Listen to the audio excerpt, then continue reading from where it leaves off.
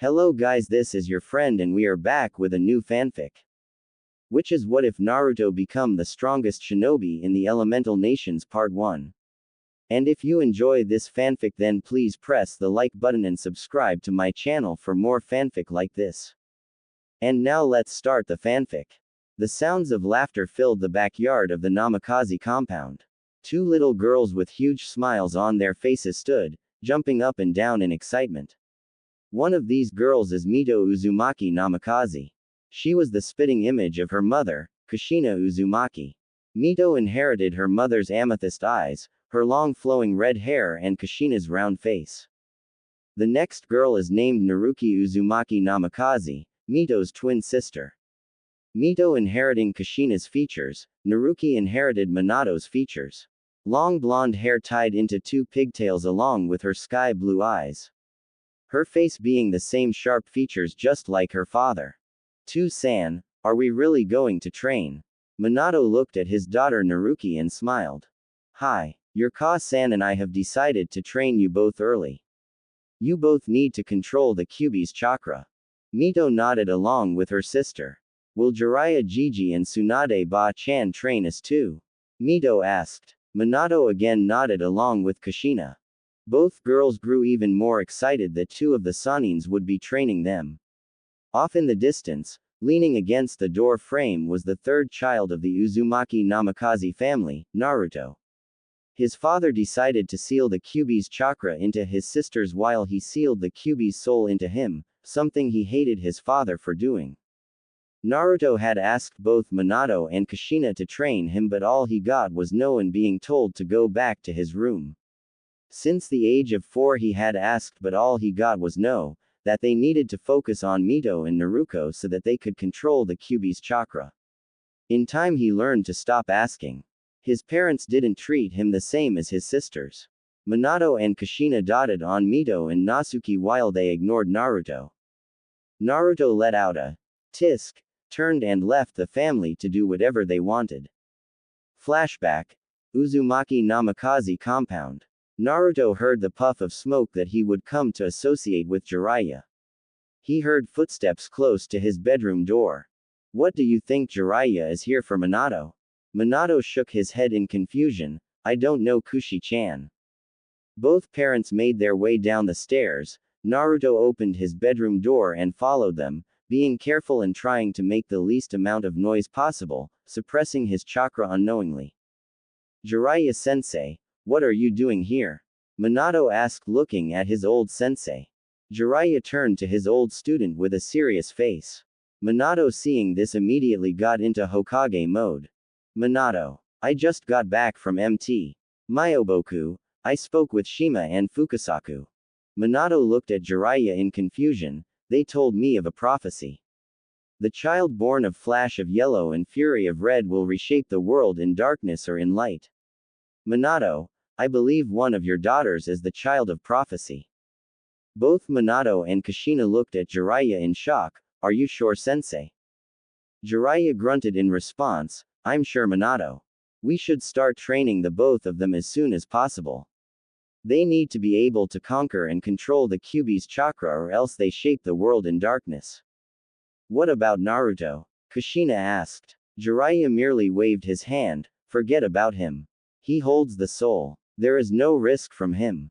Listen, Kushina, Minato, we need to focus solely on the twins. We cannot let them fall to the dark." Kushina and Minato nodded in understanding. Naruto, at the top of the stairs, looked on in shock. Tears streaming down his face. The way his parents and Jiraiya dismissed him hurt his heart. His own parents quick to agree without a fight. Naruto turned around and went back to his room, his eyes leaking tears like a faucet. Flashback end. Konoha 1 year later. Naruto always dreaded this day, October 10th. His and his sister's birthday. His parents had all but forgotten about him. They would always shower his sisters with gifts while he would get nothing. Naruto stood off in the distance and just viewed the party. Most clan heads were in attendance along with most clan heirs. He spotted the Nara, Hyuga, Uchiha, Akamichi, Hitaki, Inuzuka, Sarutobi and Aburame clans. He eyed and took notice of everyone present. His sisters sat up front and center with his parents, and in front of them were two of the most powerful people in Konoha. Jiraiya and Tsunade. Jiraiya was the first of them to speak, putting down a big scroll onto the table. With your training progressing, Tsunade and I have decided for the both of you to sign our summoning contracts. Mito, you'll be signing mine. Mito nodded with a smile on her face. Tsunade set down her own scroll onto the table and gave Naruki a look. And you will be signing mine. Naruki nodded furiously with the same smile that was on Mito's face. Both Jiraiya and Tsunade smiled at Naruki's enthusiasm.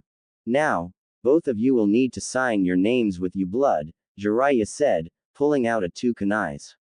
Handing one to each of the girls. After signing, both scrolls disappeared in a cloud of smoke and both Sannin hugged their new respective summoners. The crowd cheered and clapped. Naruto stood far away from the party with a frown on his face. Minato smiled and brought his hand up.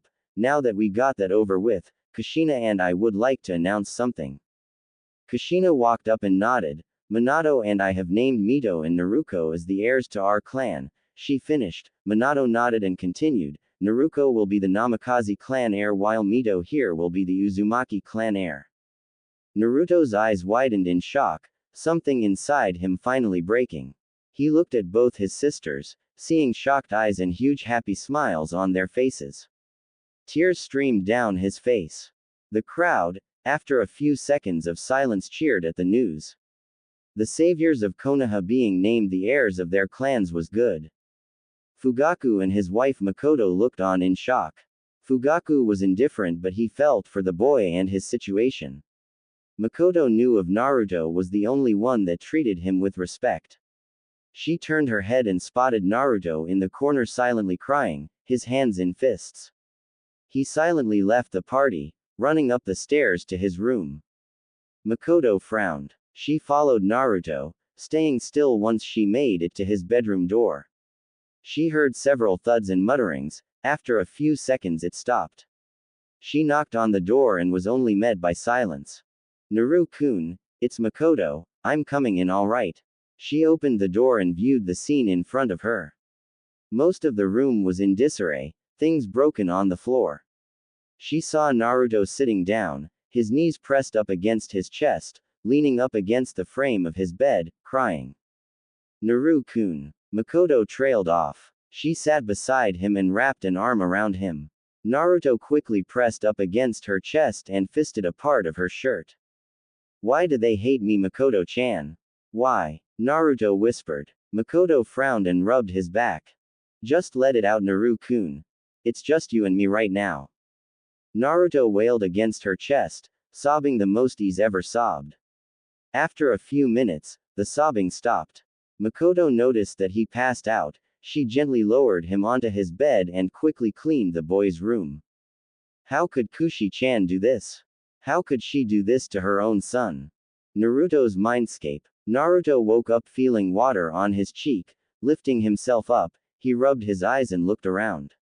The room he was in looked like a sewer. Off in the distance was a huge car with a seal in the middle. So it seems my jailer finally makes his presence known. Naruto widened his eyes. So this is the Kyuubi. A huge orange fox with 9 tails walked into view. Its mouth formed into a grin while its eyes looking at him. Kyuubi. Tisk. You are not afraid. Naruto merely looked at the fox with cold dead blue eyes. Kyuubi noticing looked at the boy, eyes wide with shock. She knew that the boy suffered from the villagers and even his own parents. She just wasn't expecting that look upon the 7-year-old's face. You called me your jailer. This is my mind. I bend it to my will. You can't hurt me while I'm inside here. Kyuubi looked at him and laughed. Naruto continued to glare at the fox. Kyuubi's entire form started emitting red chakra before the fox's side of the cage filled with smoke. After a few seconds, the smoke dissipated, showing a woman wearing a kimono. Her hair blood red with slitted red eyes. The woman's form was slim with a pear D cup packed tightly in her kimono. This is my true form, Naruto. I have seen how this village has treated you. I have seen the way your so-called parents have treated you. Kyuubi spat out. Her eyes filled with anger. Mito-sama will be ashamed of what her kin has become. Naruto looked confused at the name, Mito-sama. Do you mean my sister? Naruto said with a frown. Kyubi merely chuckled and shook her head. No, Naruto. Mito Uzumaki is Tsunade Senju's grandmother. The wife of the Shodai Hokage Hashirama Senju. She was my first jailer. I grew to like the woman. We were very good friends. Unfortunately she died and I was sealed in one Kushina Uzumaki, my second jailer. At the mention of her mother Naruto scowled. Yes. I had the same reaction. We were not friends but we had an understanding. If she died I would somewhat die. Of course I can't truly die but I would be out of commission for a few years before my chakra and body regenerate. Naruto nodded. Kyubi looked at him for a few seconds before her expression grew serious. Naruto. You've had a hard life since you were born and I've been here seeing everything that you've experienced and I'm outraged at such disregard for you, dear child. I have a proposition. Naruto's eyebrows rose in curiosity. I want to gift you something. It is my personal sword. A sword appeared in her hand after a puff of smoke. The handle and guard black while the blade itself was blood red. It has two modes. Shikai, which grants the first set of abilities, and Bankai, which is the real ultimate form of this blade. Shikai and Bankai, and you think I would be able to achieve these two forms? Kyubi looked at him. Maybe. I do have faith in you, young Naruto, but this is my personal blade, it's a living thing. If it doesn't think you're worthy to hold her, she will let you know and you'll never wield the blade. Like the swords of the seven swordsmen of the Kiri. Correct. Although their blades do not have the abilities that my blade has. Well, young Naruto, do you accept my offer? Naruto stood there, then bent down to one knee, bowing his head. Hi, Kyubi-sensei. Kyubi smiled at his words. Then go, Naruto, return to the living world. You'll have my blade near you. I look forward to her training, Naruto. Her voice grew quieter and quieter until his eyes closed in drowsiness. His eyelids snapped open. He could feel the soft bed under him. Remembering his conversation with Makoto the night before, I need to thank her for always standing by me. Noticing a glint from the sunlight hitting something, he walked up to the desk and saw the blade that Kyubi showed him. It was sheathed in a black scabbard with red ribbons tied in an elegant fashion at the entrance of the scabbard. Unsheathing the blade, Naruto felt the power it possessed. Then he heard the blade hum. So, you are to be my new wielder. Naruto blinked. He looked around the room for the source of the voice but found nothing. I am the blade, Naruto. It seems Kyubi has decided to make you my wielder. Seeing your soul, I approve of the decision. What's your name? Unfortunately, I cannot tell you. You will get my name once you unlock your Bankai.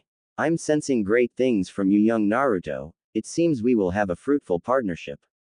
Naruto sat atop the Sandame's Hokage monument looking across the village of his birth. He held no love for this village. All he got was pain and ignorance. He did nothing to warrant the kind of treatment that he received from his parents and from the villagers. He tasked. Konoha talked of something called the will of fire. From what Naruto could understand, the entire village is a family and every Konoha shinobi with the will of fire loves, believes, cherishes, and fights to protect the village. Naruto spat on that Nindo. It would seem that the majority of villages indeed did not have this will of fire that is so revered in Konoha. The only person that Naruto truly cherished in this forsaken village was Hiruzen Sarutobi, the Sandame Hokage. He was always kind to his young self whenever they would talk. Hiruzen would always encourage Naruto in anything that he was interested in at the time to learn. His grip hardened on his newly acquired sword, looking down and seeing the black and red scabbard of the sword glint in the sword. What is it, young Naruto? Will you always support me? Naruto asked worriedly. Inside his head he heard a sweet chuckle. Of course she would, Naruto-kun. I completely forgot about you, Kurama. Naruto groaned at the sudden headache that struck his head. The screaming that Kyubi was doing in his head could rival even that pink banshee that he would see roam the streets. Wait, Kurama. Ah, I apologize, Naruto-kun. I have seemed to overlook that. My true name is Kurama. Naruto scratched his chin inquisitively before finally snapping his fingers. It's a cute name, he thought. It would seem young Naruto has taken a liking to you, Kurama. Kurama screamed at her old sword again, then quieted down, grumbling of things like, stupid sword, never supporting me. Naruto chuckled at their exchange. Naruto looked out to the village again and his eyes hardened. I'm going to surpass everyone in this village. No one would deny my power. Naruto ran as quickly as his legs could take him. Looking behind him, the mob was still in his tail. Naruto grunted when a kunai embedded itself into his shield from behind.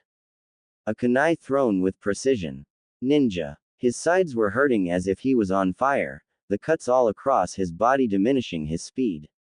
Naruto stopped in front of an iron gate and read the sign, Training Ground 44, Forest of Death. He read aloud to himself, if it gets me away from these damn villagers.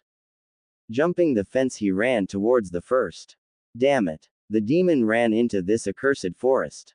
Hayoshi-san, you're a ninja, can you follow him? The now named ninja.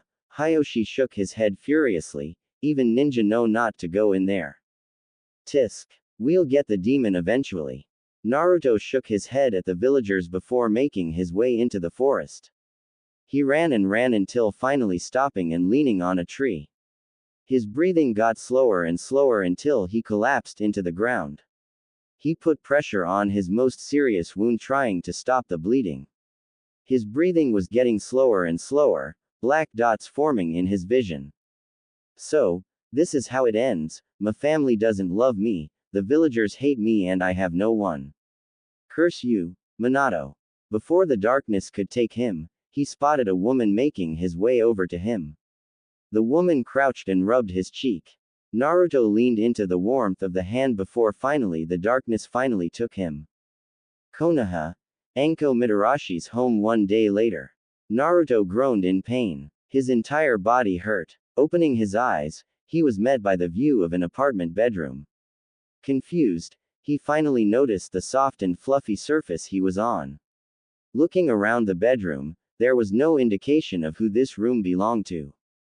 Suddenly, the door opened, revealing a woman with purple hair tied into a spiky ponytail, dressed in a t-shirt and shorts. The woman stopped and looked at him, her eyes widening. You're finally awake, the woman said, placing down a wooden tray that had food on it. Naruto scratched his head, trying to remember what had happened before he blacked out. After a few seconds, his eyes widened, finally remembering. You saved me. The woman nodded. Name's Anko Mitarashi Squirt. Those were some wounds on you. Who did them to you? Naruto looked away from her in shame. The woman whistled at him for an answer. The villagers, Anko-san. The woman stopped drinking her water suddenly, placing the glass down. Anko eyed him. Who are you? Naruto. Anko searched her mind for a person named Naruto. After a few seconds she snapped her fingers, as in the Hokage's son. Naruto only growled at that. I am not his son. Anko's eyes widened at the icy tone, holding up her hands in surrender. Damn Squirt. The hell he do to you? Naruto stayed quiet and shook his head. Anko nodded in response. She knew when to not press on sensitive issues. Anko-san, how long have I been out? A day, give or take. Naruto nodded. Naruto tried to unwrap himself from the blankets until two hands quickly gripped his shoulders, pushing him back down. Whoa, whoa, whoa, calm down, Squirt. Your injuries were insane. You need to rest and heal. Naruto merely teased and started unwrapping the bandages that were wrapped around him. Anko's eyes widened in shock. Did this boy have a death wish? She tried stopping him, but each time Naruto won out. Finally unwrapping himself, Naruto stretched his arms, wincing at the pain. Anko's eyes again widened his shock. Most of the wounds that she saw that night were mostly gone. The hell, do you have a healing bloodline or something? Naruto chuckled. Something like that, Anko-san. Anko looked at him in confusion before chuckling at his response. Stopping after a few seconds, Anko looked at the blonde-haired boy. Naruto, do you want me to inform the Hokage? Naruto's ice-cold eyes returned again and stared at her. No. Do not inform Namikaze-san. Anko nodded. Namikaze-san, huh? The hell did the Hokage do to this kid? Nay, Anko-san, do you have any clothes? You know what happened to the ones I had. Anko nodded at Naruto before rummaging through her dresser. She threw a couple of pieces at him, hitting him in the safe. Hey, watch it. I'm an injured boy here. Anko merely laughed at that. Your bloodline should take care of it, kid. Naruto sighed with a smile. After getting dressed, Naruto walked out of the bedroom and was met by a small plain apartment. You need a decorator, Anko-san. Anko, walking past him with the wooden tray with food, shrugged her shoulders. I'm a chunin. I'm usually out on missions. The forest of deaths are crashing at my friend's place. Naruto nodded in response. Do you frequent the forest of death often, Anko? Anko looked at him before nodding. It's the only place where I can get some peace. Yeah, why is it called the forest of death? Anko again looked at him with a glint in her eye. Naruto gulped. Whatever that glint was, it just spelled danger. Well, young Gaki, it's because it's filled with death. Anko replied, giving off a scary laugh. Naruto looked at her with an anime sweat drop. You're weird, you know that? Naruto replied. Anko pouted in response. Naruto, seeing that his injuries were healed and that Anko didn't mind him taking the clothes she gave him, waved at her. It would seem our time is at a close, Anko-san. I thank you for saving me. Anko looked at Naruto seriously and nodded. Naruto. If those give you any more trouble, come to me. Naruto looked back at Anko. The way she said that promised pain and suffering. Nodding, Naruto left the purple-haired woman's apartment and was met by the sun invading his vision. Groaning, Naruto sped off towards his home. Naruto landed in front of his home. His hearing was instantly met by the sound of voices. Entering the home, he could see the back door open, giving him a clear line of sight at the commotion. His mother, father, Jiraiya, and Tsunade were training the twins in their respective skills. His eyes hardened at the sight in jealousy. Shaking off the feeling, he made his way up the stairs and towards his room. Closing the door behind him. Going over to his desk, Naruto touched his newly acquired sword. I have missed you, young Naruto. And I you. The blade hummed in the silence, accepting his response. So, when will it be time to train Kurama? Right now if you want, Naruto-kun. Although, I recommend that we do it outside the village. The training grounds seems like a good choice for you, but there are eyes there. Naruto nodded, gathering his sword, and a few scrolls that he managed to copy from his father's library. He grabbed a storage scroll off his bookshelf and sealed everything up. Quietly leaving his room, he descended down the stairs as silently as he could. Unfortunately, he was met by the gaze of his father. Naruto, you seem to be going somewhere. Naruto nodded. I'm hanging out with a few friends. Minato smiled and nodded, motioning him that he could go. Naruto gave him a fake smile and left. The smile was quickly replaced with a scowl.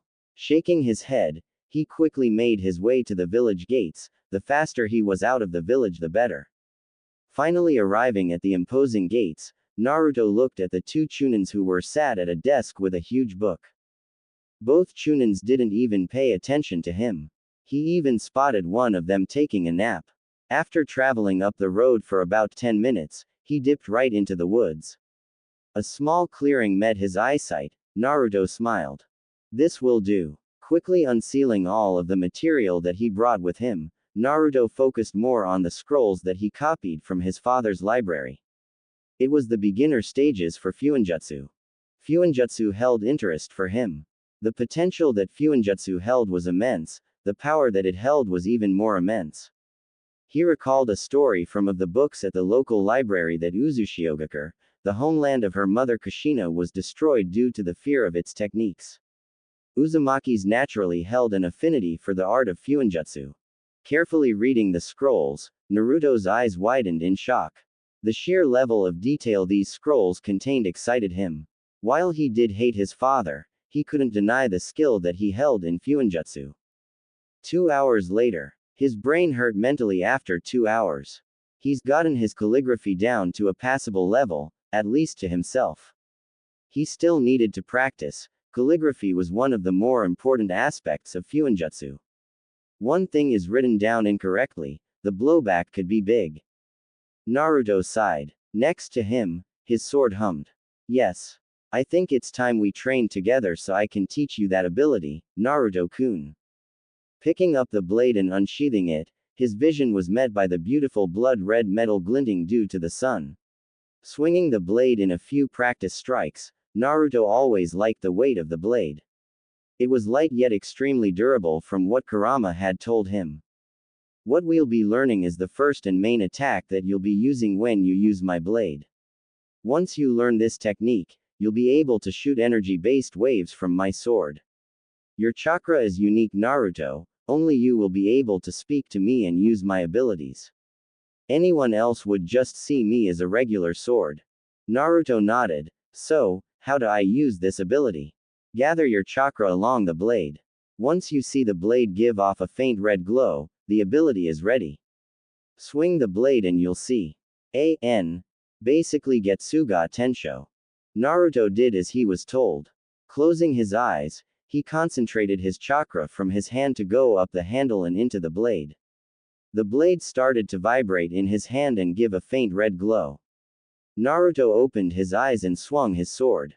Transparent red bubbly chakra, the chakra that surrounds Naruto when Kyuubi's chakra becomes a cloak, erupted from the blade and made its way across the clearing. The chakra decimated the trees in its path before finally dissipating into nothingness. Naruto looked at the blade in fascination and shock. This is Getsuga Tensho Naruto. Naruto nodded, still looking at the blade in amazement. Since you have very large chakra reserves, you don't have to worry about chakra exhaustion. When will I unlock Shikai?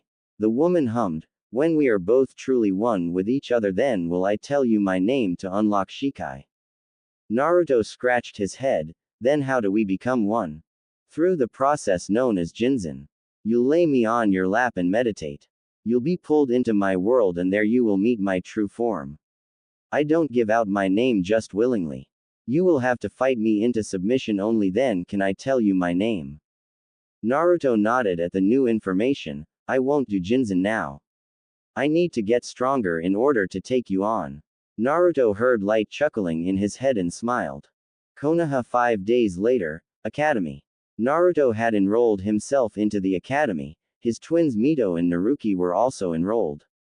He stood in front of the academy doors, ignoring the looks he was getting along with the dotting that his sisters were getting from his parents. Naruto tasked. Entering the academy, he was met by most of the clan heirs of Konoha's clans.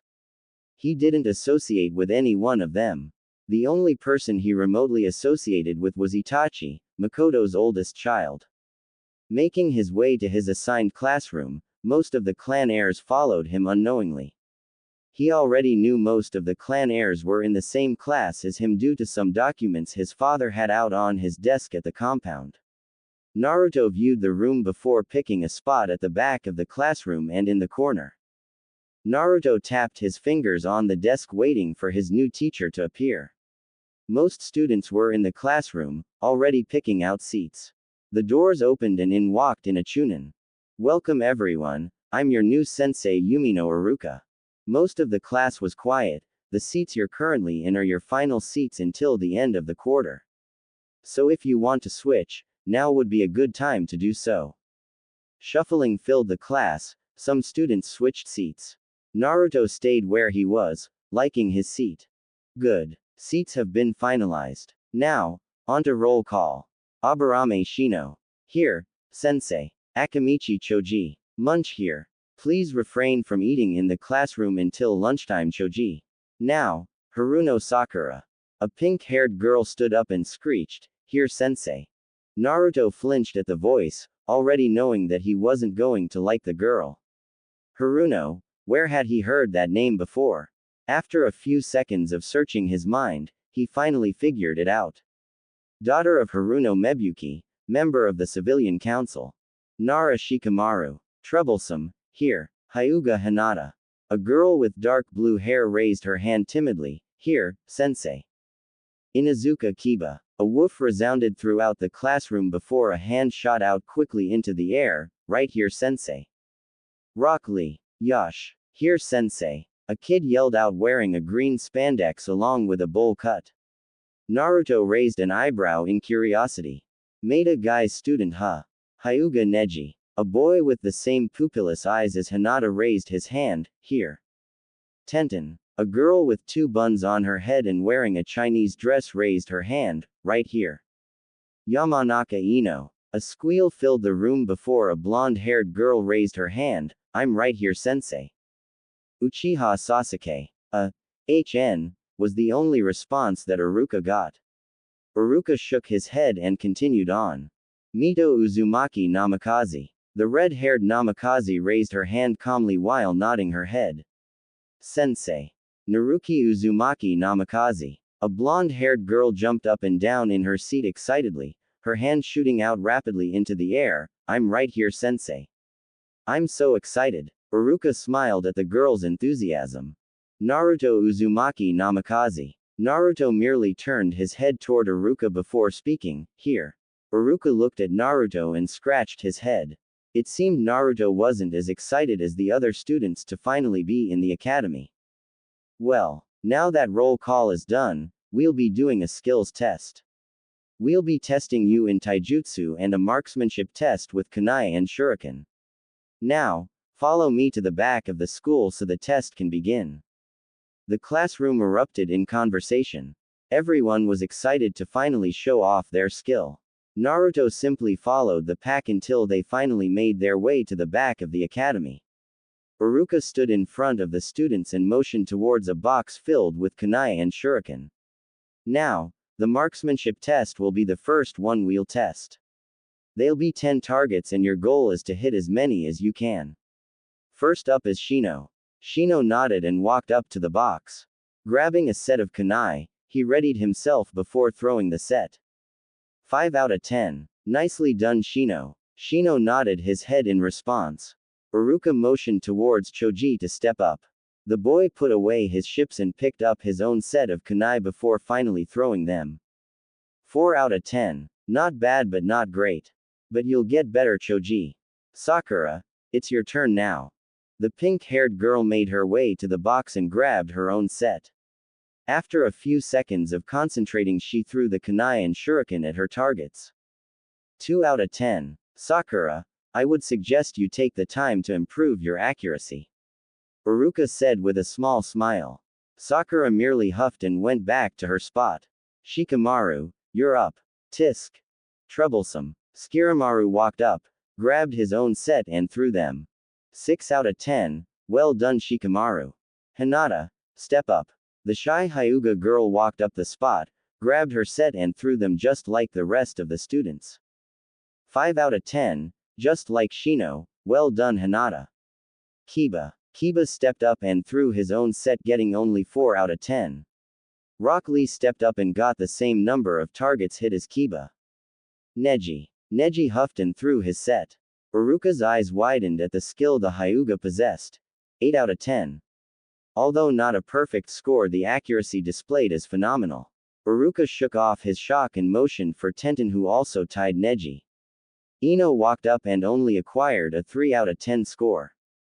Sasuke, you're up. HN. The raven-haired boy walked up and threw his own set. Iruka's eyes again widened with shock. 9 out of 10. Well done, Sasuke. The boy shrugged his shoulders and walked off, indifferent. Mito, please walk up. Mito nodded and reached into her box to gather her own set. Close her eyes for a few seconds, she opened then suddenly and threw her kunai and shuriken. The sound of clunks reverberated throughout the small training ground. 8 out of 10. Well done, Mito. Naruki, your turn. Naruki walked up with her chest puffed out in confidence. She threw her set and walked off with complete confidence that she had done well. 3 out of 10. Don't worry, Naruki, I'm sure you'll get better. Naruki's eyes widened. She turned her head and viewed the dummies in shock. She had complete faith in her ability to get a perfect score. She clenched her fists in anger. Naruto looked at her, shaking his head. He walked up to the spot that the previous student stood and grabbed his own set. He closed his eyes and concentrated on his targets. Feeling their presence with his chakra, he threw his kunai and shuriken. Opening his eyes, a small smile graced his lips. 10 out of 10. Well done, Naruto. A perfect score. Iruka exclaimed with shock and a smile. Naruto nodded at him and walked back towards his spot. Both Naruki and Mito looked at him with wide eyes. Naruto caught the stares of his sisters but simply ignored them. How Ni-san? How the hell did you get a perfect score and not me? Naruki thought in anger while glaring at her brother. Mito merely looked at her brother with narrow eyes filled with curiosity. It would seem you have been hiding things, Nisama. I'll be skipping irrelevant taijutsu matches. Uchiha Sasuke vs. Naruto Uzumaki Namikaze. Sasuke glared at Naruto before making his way to the circle. Naruto sighed and just shrugged off the glare before finally making his way to the ring. Iruka looked at the both of them before finally speaking. No jutsus, just pure taijutsu. Ready. Hajime. Sasuke dropped into his clan's interceptor fist-style stance. Naruto raised his eyebrow in curiosity. He knew the interceptor fist wasn't at its full potential without the Sharingan. Although it was a good style and used by most of the Uchiha, it was never at its fullest due to the Sharingan's involvement. Naruto himself dropped down into the Uzumaki style. Mito and Naruki witnessing this looked at their brother in shock. When had Naruto learned their clan's style? Sasuke struck first. Charging at Naruto, he threw a first at his head only for Naruto to block it and counter with a kick to the side. Sasuke brought his forearm down to block the kick before jumping back. A figure hidden in one of the trees looked on with interest. It would he has been hiding his true potential. Uzumaki taijutsu style isn't for him. Not nearly enough strength to utilize the style to its fullest. Sasuke grunted before charging again. Naruto disappeared from Sasuke's sight only to appear behind him. Sasuke sensing this quickly brought his arm up to block the punch aimed at his head.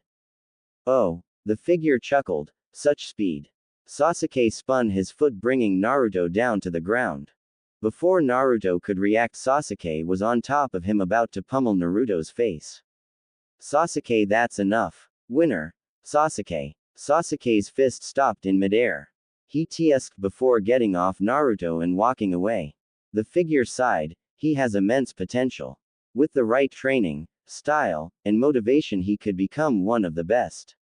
I wonder why he has been hiding. The figure thought, scratching its chin. Minato Namikaze sat in his seat within his office with shock etched on his face. Himself and his student were there to examine the academy abilities of the next generation. Minato and Kakashi were shocked. Minato and his wife, Kushina, both decided to train Naruto when he was a few months into the academy so that when they did teach their son, he would have a good grasp of the basic. Minato and Kushina have been teaching their daughters Mito and Naruki since they were 6 years old due to the Kyuubi's chakra, and yet, his son just outclassed his siblings despite losing his taijutsu match. Sensei, have you been training Naruto? A silver-haired man asked, the lower half of his face obscured by a face mask. Minato shook his head, we haven't, Kakashi. I have no idea where he even learned the Uzumaki clan's taijutsu style. Kakashi scratched his chin, Kakashi. I want you to follow him, see if you can find out how he learned what he knows. Minato asked. Kakashi looked at him and nodded. The silver-haired Jonin disappeared in a puff of smoke while Minato sighed. Either Naruto was learning things on his own or Naruto had a sensei to teach him these things. 1 hour later, Naruto left his family home and calmly walked to the village gate entrance. About halfway there he felt a presence on top of the roofs of the nearby buildings following him. It seems you are being followed, Naruto-kun. He walked calmly until suddenly breaking out in a run. Just like he predicted, the presence also broke out in a run trying to follow him. Turning his head, he tried to get a glance at the figure. Silver hair. Kakashi. Naruto groaned. Of course, his father had been watching the academy tests. Ho ho. Kakashi watched Naruto disappear before his very eyes only for him to reappear in front of him. Why are you following me, Kakashi? Ma, Naruto. Sensei was watching your fight, he wants to know how you've learned what you know. Naruto chuckled, so now he wants to show an interest in my training, huh? Kakashi looked at Naruto confused, what did he mean by that? Naruto continued to chuckle until he stopped and stared at Kakashi seriously. I will not reveal my secrets, Kakashi. Kakashi started walking towards Naruto only for the blonde to disappear from his sight only to reappear across some roofs, disappearing and reappearing. Kakashi's eyes widened in shock. Naruto crossed most of Konoha in a matter of seconds. Kakashi quickly shunshined out of sight to inform his sensei. With Naruto tasked finally making his way over to his training clearing. Kakashi would no doubt inform his father of what he just saw. Sighing, Naruto unsheathed his sword and got started on the katas that Kurama and his sword gave him. Off in the distance, a mysterious figure watched on with interest. He is growing. So, just channel chakra into the paper, right? Correct. Naruto-kun. Fire will ignite the paper, turning it to ash. Wind will tear the paper in half. Lightning will wrinkle the paper. Earth will turn the paper to dirt and crumble away. Finally, water will make the paper damp. Naruto closed his eyes in concentration before opening them. Channeling his chakra into the paper, he waited. After a few seconds, the paper wrinkled before tearing in half. Your main affinity is lightning while your normal affinity is wind. His sword hummed. It seems you have inherited your father's wind chakra, Naruto-kun. Naruto tasked. At least he's good for something, Naruto said, letting go of the chakra paper. It seems a trip to Kumo in the future is in order. If you are indeed going there, be careful. In the war, your father gained a reputation with Iwa and Kumo.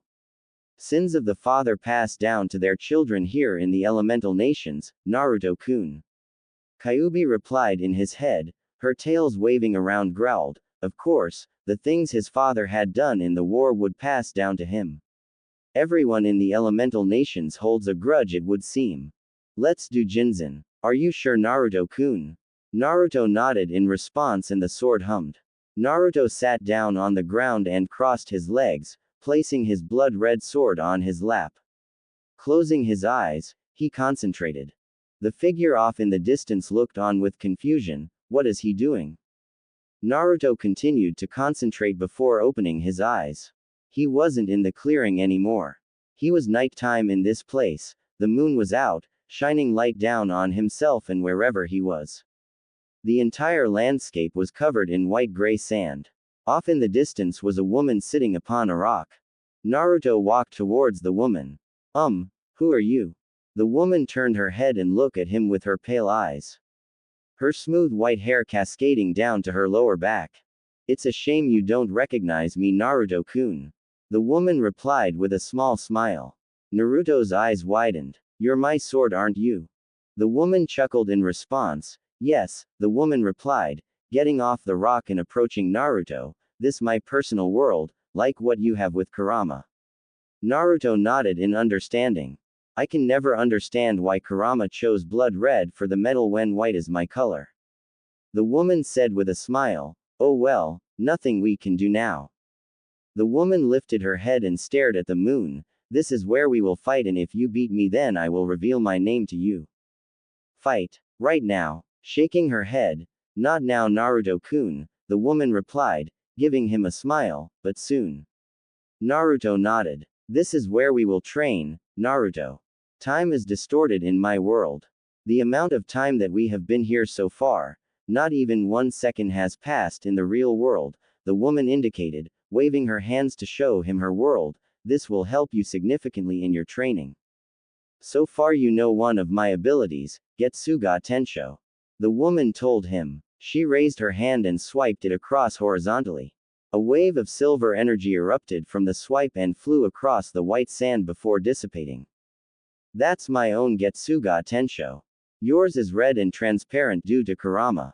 Now, you have already mastered Ho-Ho.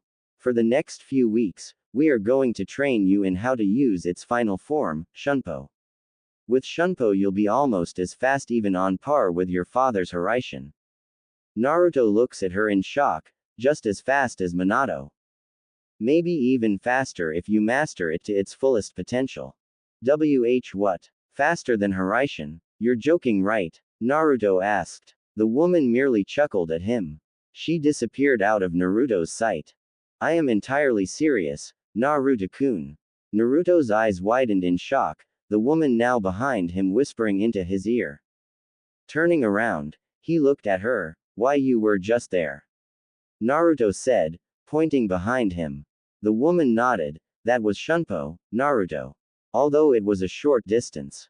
While Minato's Hiraishin is a space-time jutsu, actual teleportation, Shunpo utilizes your actual speed, she said, disappearing again only to reappear on the rock that she was sitting on when Naruto met her. This is why you cannot utilize the Uzumaki taijutsu style effectively. What do you mean? Uzumaki style uses brute strength which you are not made for. Sure, you can train and train to utilize it, although I don't think you should. You should learn a kenjutsu-based speed style. Naruto looked at her confused, and where would I learn such a style? The white-haired woman looked off into the distance clearly thinking. I suppose the Yakiru clan, although they don't teach outsiders. Konoha is not known for their kenjutsu, Naruto-kun. You will need to travel outside Konoha to learn such a style. Leave Konoha? I've thought about doing that for as long as I could remember, Naruto said, looking away sadly. I'm sure my family wouldn't let me leave. The woman disappeared and reappeared in front of him. Don't let your family hold you back. The woman shouted angrily. They're your tether, the shackles holding you down and stifling your progress. Naruto nodded, agreeing with her. I agree. When do you think I should do it? Soon, Naruto-kun. Before you become a shinobi.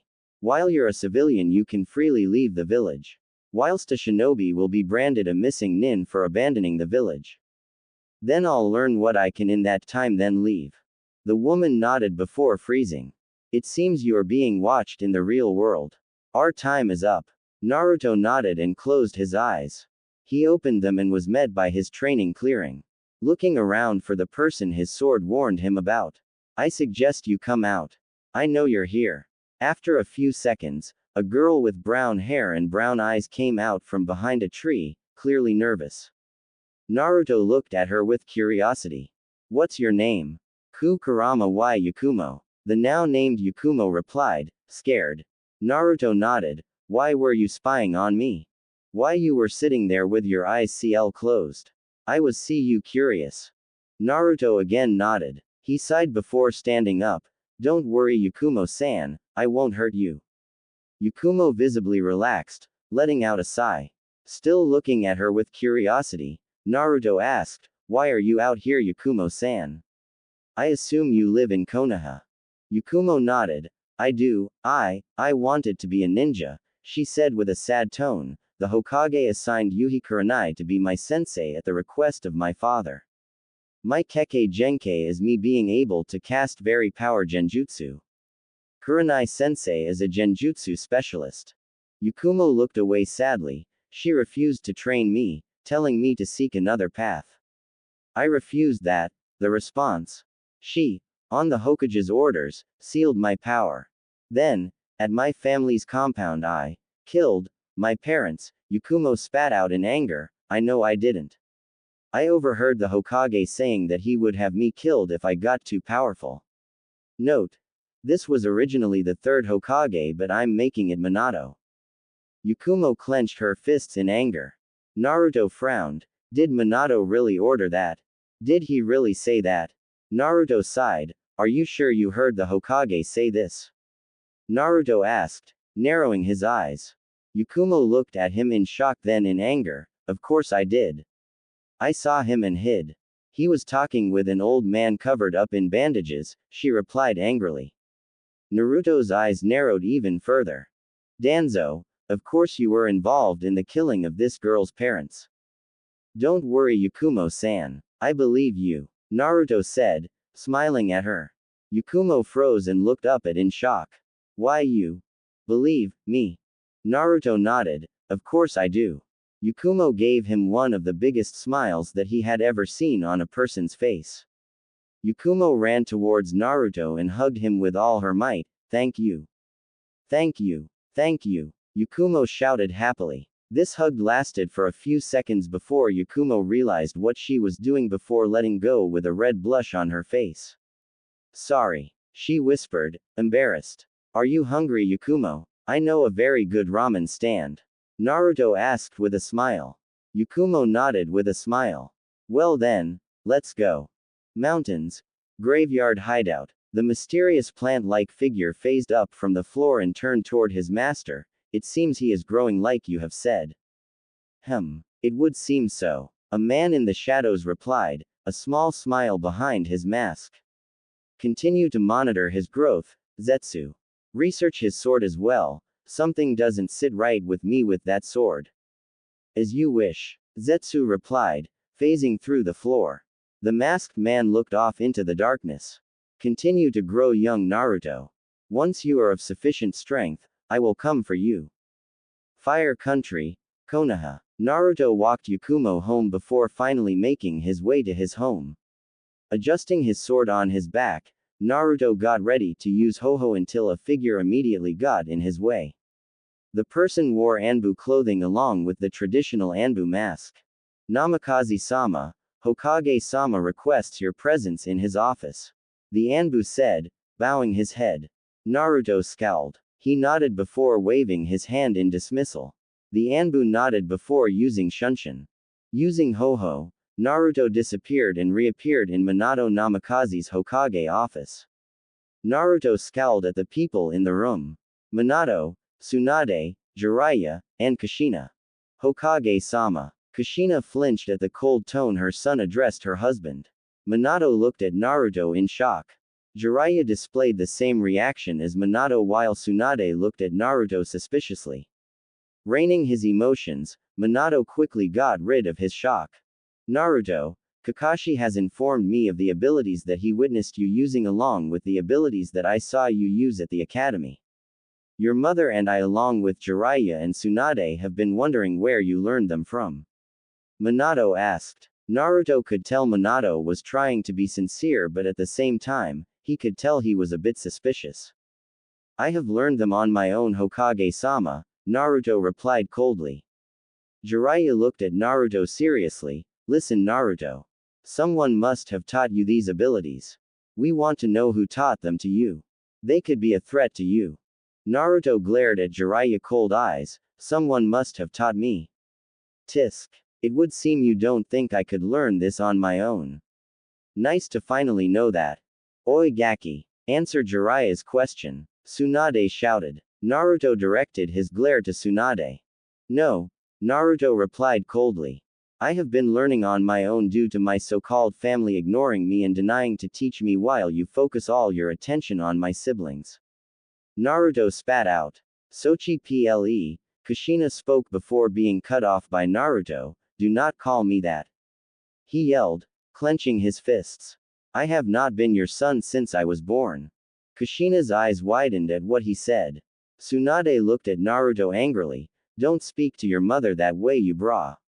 Shut up, Tsunade. Naruto cut her off. You do not get to order me around as if you own me. Naruto glared at Minato. Even if I have a teacher or not, I would not tell you. Now, if that's all. No, it's no, Jiraiya said, stepping towards Naruto. Naruto cut him off by simply disappearing from the room. Kushina let out silent tears at what her son had said. You need to teach that brat some manners, Minato, Tsunade said. Jiraiya nodded in agreement. Minato turned towards Jiraiya. Sensei, follow him. See who is teaching him. Jiraiya nodded, immediately jumping out the window. Tsunade nodded towards Minato and left the room. Don't worry, Kushi-chan. We'll find out who's been teaching him and influencing him against us, Minato said in a caring tone. Kushina smiled with optimism at her husband.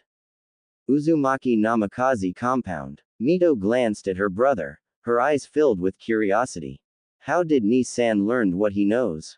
I've made sure to exclude him from activities in a personal relationship, and yet, he has grown more powerful. If he doesn't stop, he'll draw unwanted attention. I need to stop this. You're not subtle, you know. Naruto's voice broke her out of her thoughts. She focused on Naruto and noticed his emotionless eyes staring back at her. Who taught you, Ni-san? Mito asked. Naruto scowled at the answer. Why does everybody think I'm not capable? It doesn't concern you. Mito scowled back at her brother. Indeed it does. It needs to stop. Naruto froze, turned his head and looked at her. What? Mito merely stood confidently. You need to stop training.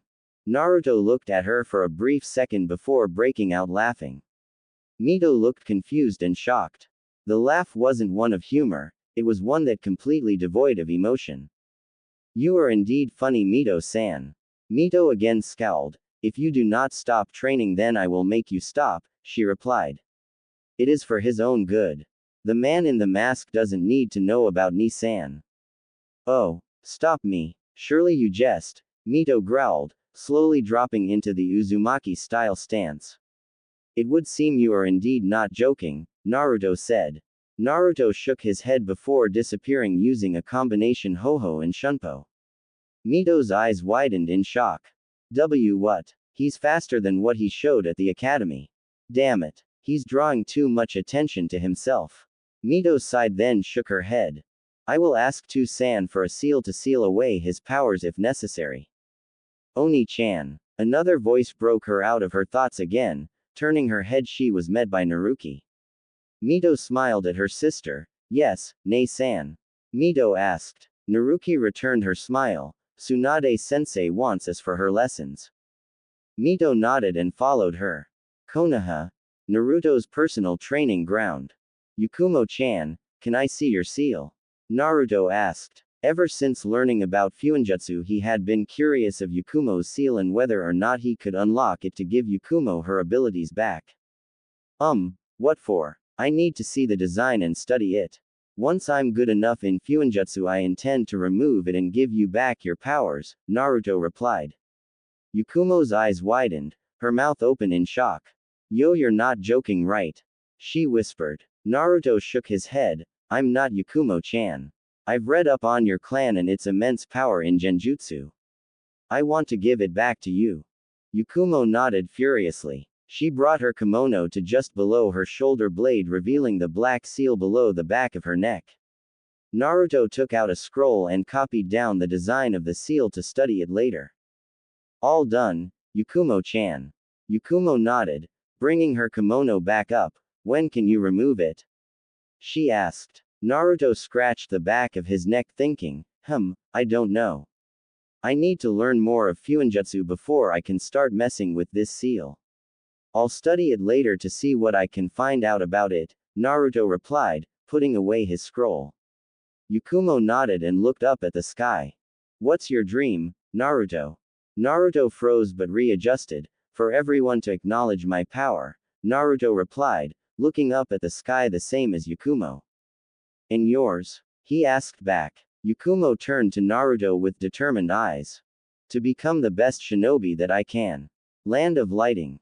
Yakiru Daichi. You will escort your sister Yakiru Azane to Konoha in the Land of Fire to meet with Senju Tsunade.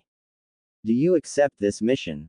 Daichi, a tall man with shaggy black hair and a scruffy beard and eyes as black as night, kneeled in front of the imposing woman. Hi, Ka-sama, he replied with conviction in his voice. Yakiru Unohana, the head of the Yakiru clan, looked at her son with half-closed eyes, the scar on her chest visible to Daichi, Azane, and all the Yakiru clan members present. Very well. You will be provided a small escort for your trip. Azane, Unohana said, calling for her daughter, her pale blue-silver hair standing out. Hi, Ka-sama. You'll be meeting with Tsunade-sama, the best medic nin in all the elemental nations. I expect for you to learn from her. Azane nodded. I will, Ka-sama. Unohana nodded and waved her hand in dismissal. Daichi and Unohana bowed the heads and left the room. The siblings were met by the harsh glare of the sun. Daichi flinched and sighed. What is it, Ni-san? Daichi looked up at the sky, thinking, I don't know, Azane. This trip is giving me a bad feeling, he replied. Azane gave him a small smile and hit his shoulder. Stop worrying, Ni-san. We'll be fine. Daichi nodded and both of them set out to pack for the trip. Some Yakiru clan members looked at the pair of siblings, sending glares of disgust at Azane. The Yakiru clan is a fearsome Kenjutsu clan. Most, if not all clan members have the skill. Unfortunately for Azane, she doesn't have the combat prowess that most of her clan has. This has alienated her from some clan members. They don't say anything openly, fearing the wrath of Yakiru Unohana. Azane, knowing that she'll never be like her mother or her clan, decided to become a medic nin. She became a good one at that. Azane's mother, Unohana, has arranged the trip for her to meet the best medic nin in the world, Senju Tsunade. When Azane was first told, she couldn't help herself in being extremely excited to meet her idol. 2 hours later, Daichi and 5 Yakiru clan members met her at the entrance to the clan compound, clearly waiting for her arrival. Daichi stopped talking to one of the members when he finally noticed her, adjusting the sword on his hip. Good, you're here. We'll leave immediately for Konoha. The old man wobbled on his cane, ignoring the environment before him. Looks like Ginryusai Yamamoto. His bones were starting to catch up with his old age, it would seem. The old man stopped and sighed before continuing on. 4 bandits appeared before the old man with a smirk on their face. Old man. There's a toll to pay on this road. You didn't hear. The old man sighed again. Please let this old man pass without difficulty. The bandits looked at each other and laughed. Didn't you hear what I said? Pay up. The old man sighed for the 3rd time. He finally opened his eyes to show a 3-tomo Sharingan. The bandits froze. What, how do you have the shish Sharingan? The old man gripped the top of his cane and pulled. Out of the cane came out a sword that was sheathed inside the wood. The old man looked at the 4 bandits with cold eyes. I asked to let me pass without difficulty. You have denied my request. The bandits' eyes widened. Before they could even react, the old man disappeared and reappeared behind them. One of the bandits screamed out in pain, a diagonal cut on his chest spraying out blood. Genera. You'll pay for that, old man. One of the bandits screamed.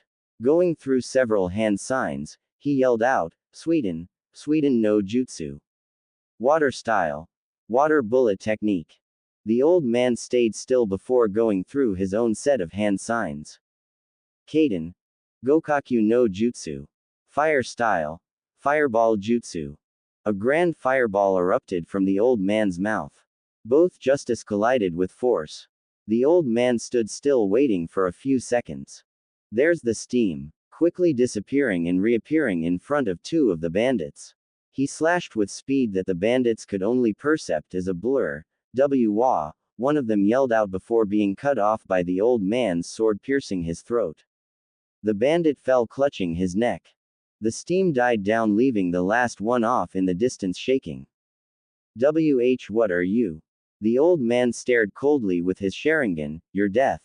Blood sprayed from the bandit before he finally collapsed. The old man silently sheathed his sword and slammed down his cane. You can come out now, Kasumi. A woman with short red hair styled in a bob, a symbol burned onto the woman's cheek, similar to Samui, appeared before the old man, kneeling down with her head bowed. Saito-sama, she said with respect. Saito waved his hand. Kasumi nodded and stood. The boy. Kazumi nodded. He is growing like you predicted. Both Minato and Kushina haven't taught him anything, giving him drive. I would say he's a hidden prodigy, a diamond in the rough. Saito nodded. I will meet him when he is ready, he stated, continuing to walk forward on his original path. Kasumi nodded and joined him. Land of Fire, Konoha. Naruto shunpoed inside the Hokage's residence, which was currently empty due to Minato living in the Uzumaki Namikaze compound. Walking up to the door, Naruto eyed the seal placed on the door. Naruto reached into his pouch and pulled out a scroll. He unwrapped up, showing his own seal, and placed it over the seal. Biting his finger, Naruto swiped his blood across his seal. After a few seconds, the seal on the door glowed before it disappeared. Naruto smirked and entered the room. He viewed the various forbidden scrolls that were kept hidden in the Hokage's residence. Which one is it, Kurama? Naruto asked. The one in the right corner, Naruto-kun, Kurama replied. Naruto nodded and made his way to the scroll. Unwrapping in it, he saw the various techniques that the various Hokages have deemed too dangerous for the public. Where is it? Ah, there it is. Kage Bunshin no Jutsu. Naruto smiled. He set the scroll down and performed the hand seals that were inscribed in the scroll of seals. Kage Bunshin no Jutsu. Naruto yelled out, and in a puff of smoke, a clone of himself appeared next to him. Naruto grinned. His clone saluted him and gave him the same grin. This jutsu was initially created for scouting and spying. When a clone dispels, its memories and experiences go back to the original user. This makes this jutsu ideal for training. Kurama stated inside his mind. Naruto nodded and looked at his clone. Dispel yourself. The clone nodded and disappeared in a puff of smoke. Naruto grinned when the memory of the clone staring at him and giving him a grin appeared on his mind. This is gonna be fun, Kurama, Naruto stated. Inside his mind, Kurama chuckled. Using Shunpo, Naruto disappeared from the Hokage's residence. No doubt the village will be alerted by the intrusion due to his break-in seal that he used. Uzumaki Namikaze compound. He reappeared in his room. Sighing, Naruto activated his privacy seal. Setting down his sword next to his desk, Naruto sat down at his study desk and initiated a conversation with his inner roommate. Kurama, do you know how to create gravity seals? Kurama scratched her chin with one of her tails. I do. You intend to place the seals on yourself, correct? Naruto nodded in response. If I can increase my speed with gravity seals active, imagine how fast Shunpo could be once I release the seals. His sword tilted her head in curiosity, using gravity seals to increase your speed, thus increasing the speed of Shunpo. I did not think of this, Naruto-kun, his sword said with a hum. Naruto nodded in response. Brace your mind, Naruto-kun. I'm going to implant the design of the gravity seal into your mind. Before Naruto could even nod in response, a searing pain hit his brain. Grunting out in pain, Naruto clutched his head with both hands. After a few seconds of pain, it went away. Naruto breathed in and out as if he was deprived of air. I apologize for the pain. Imprinting the mind is always a painful task for the recipient, Kurama stated. Naruto groaned. You could have least given me time to prepare, Kurama. The only reply he got was a chuckle. Naruto quickly gathered his fuinjutsu equipment and got to work on the gravity seals. 6 hours later, Naruto snapped his brush in frustration. I can't get these damn gravity seals correct. Naruto yelled out in anger. Kurama chuckled inside mind for a few seconds. Gravity seals are a level 5+ seal, Kurama stated with another chuckle. Naruto froze and his eye twitched. Why didn't you mention that 6 hours ago? Naruto asked. Kurama merely chuckled again. I wanted you to learn something. Fuinjutsu isn't a walk in the park. You will not become a seal master quickly. It will take you years to become one. Naruto sighed but nodded, but now you know how difficult learning fuinjutsu will be. You will need to find a seal master to place the gravity seals on you, Kurama once again stated. Naruto tilted his head in curiosity. Do you know any seal masters? Kurama thought for a few seconds before nodding. I do. I cannot tell you, unfortunately. Naruto looked irritated. Why? He asked. The seal master has requested for me to keep their identity and location a secret, Kurama said with no room for argument. Naruto sighed and nodded once again. Since you conveniently forgot to mention that little tidbit of information, I'm gonna go train.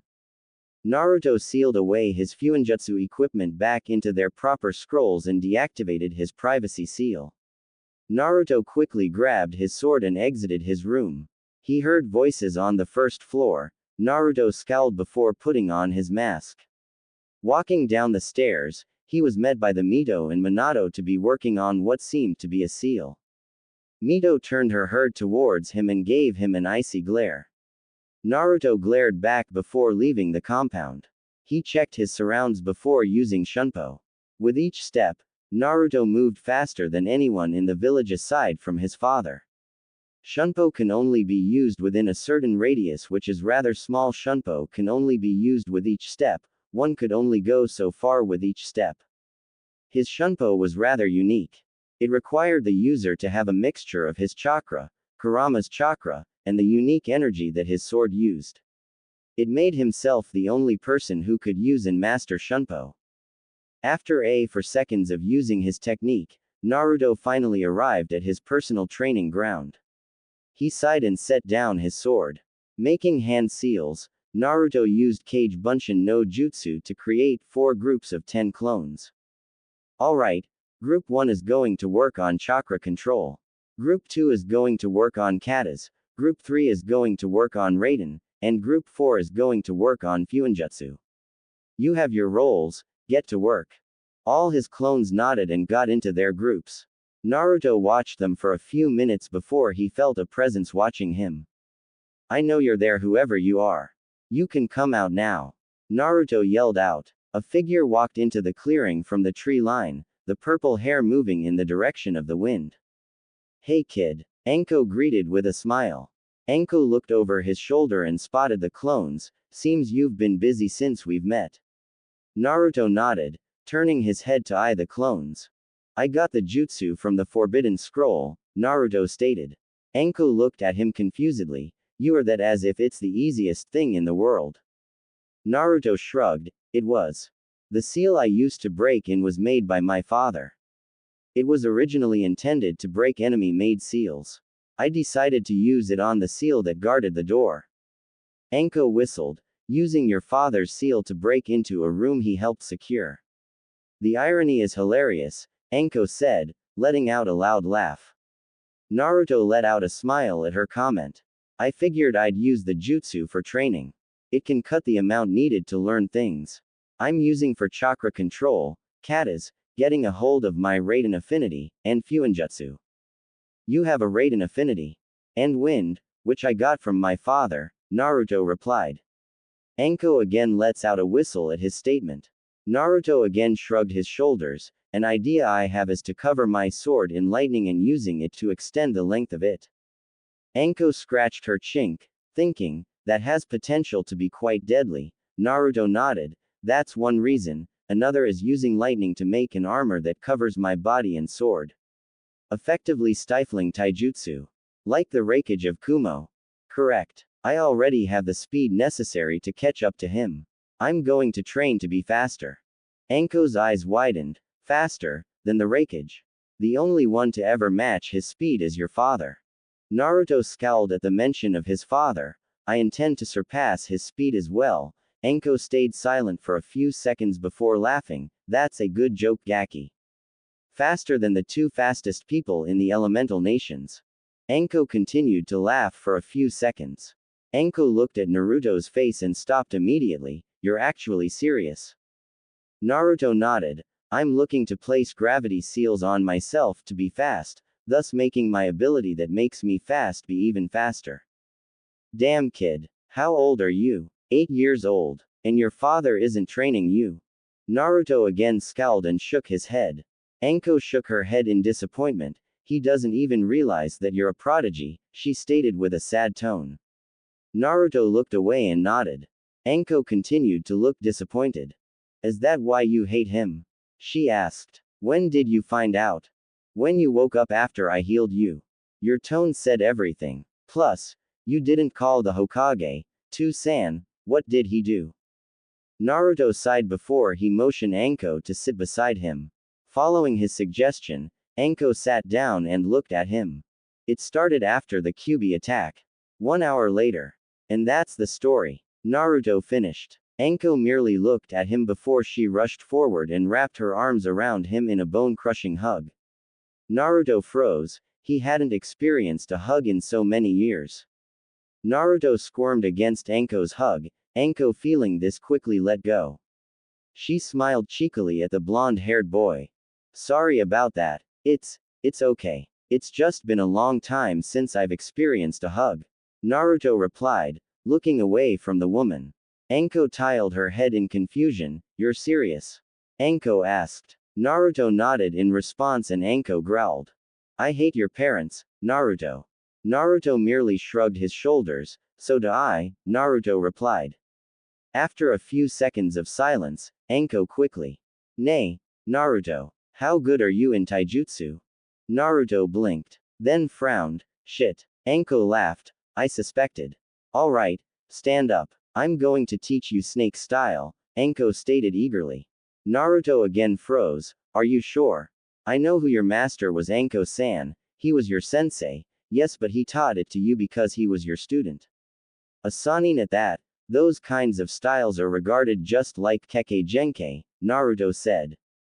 Anko froze herself before quickly regaining her focus. Then I'm taking you as my student. I'm never going to have a student, Anko said in a sad tone, but then quickly shifted to a chirpier one. But I want to pass down my own personal snake style to you, Anko said with a small smile. Naruto looked at Anko and nodded with a smile. Clapping her hands together in happiness, Anko quickly got into position. Alright, create your shadow clones. 6 hours later, Naruto collapsed to the ground, sweating. All his clones quickly dispelled due to exhaustion. Anko merely stood there with a huge grin.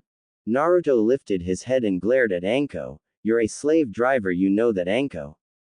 Anko let out a loud laugh. Ha.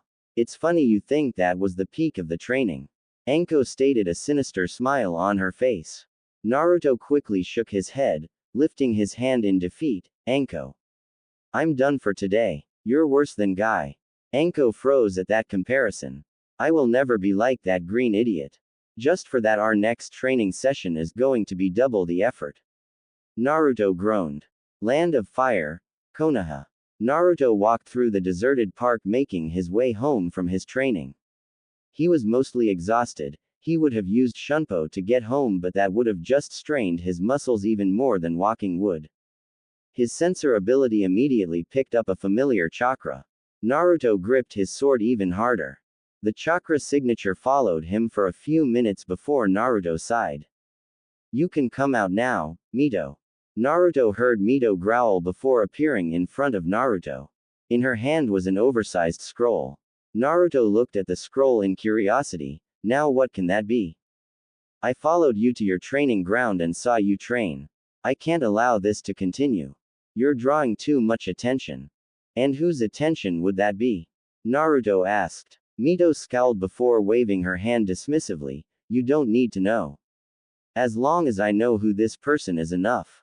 And right now, with you getting stronger, you are drawing attention to yourself. I did tell you to stop. Mito pulled on the scroll and unwrapped it. On it was multiple seals that Naruto immediately recognized. You would really stoop that low, Mito? Mito growled again. I would. Immediately after her reply, she charged at Naruto, the seal glowing. Naruto stood still. He started unsheathing his sword. After a second, Naruto slashed horizontally and Mito screamed out in pain. The scroll hit the ground with an audible thud and Mito collapsed, clutching her bleeding cheek to cheek, sword cut. Tisk. Power containment seals and memory seals. You really have fallen. Mito, laying on her left side of her body, used her right hand to try and reach for the scroll. Naruto scowled and drove a kunai through the hand, trapping it. Mito again screamed out in pain. I want you to remember this. I am more powerful than you. You, Naruto, Minato, Kushina, Tsunade, or Jiraiya do not own me. Naruto said with a cold glare. I am no one's slave, Naruto stated and walked off, leaving the wounded Mito there to suffer from her choices. Konoha. Naruto quickly barged into his home, ignoring the looks of the various people there. Naruto ran up the stairs and entered his room. Activating his privacy seal, Naruto started sealing anything important into sealing scrolls. That was unwise, Naruto-kun. Naruto growled. Don't you think I know that? She wanted to seal my powers and my memories. Naruto shouted. Kurama stayed quiet for a few seconds. Is it time? Kurama asked. Naruto nodded and Kurama sighed. A little early, but we can adjust. After a few minutes of sealing and putting away the scrolls into a pack, Naruto heard commotion downstairs. Making his way towards the stairs, he leaned up against the wall and eavesdropped on whatever was going on. Hokage-sama. Mito-sama has been attacked. Naruto heard, which he assumed was an Anbu member. What? Is she okay? What are her wounds? Kushina screamed in panic. She was attacked by a sword. There's a sword wound on her face and a kunai puncture wound on her hand, the Anbu member replied. Naruto heard shuffling before finally hearing Minato's voice, take Kushina and I to her. Place all Anbu and Jonin on alert. Hi, Hokage-sama. Naruto scowled. With heightened security, trying to get out of Konoha would be even more difficult. Naruto went back to his room and quickly packed clothes and shinobi equipment into sealing scrolls. He put the new scrolls into the pack then grabbed his sword. He quickly exited his home and looked around his surroundings. He could sense several shinobis traversing Konoha by rooftops and the occasional more powerful chakra which he assumed was Anbu. Naruto turned and started running towards the small Kurama compound in order to notify Yakumo. After a few minutes of running, Naruto again observed his surrounds, trying to see if anybody was suspicious of him. Luckily, Naruto didn't sense anything. Naruto stepped up towards the home and knocked.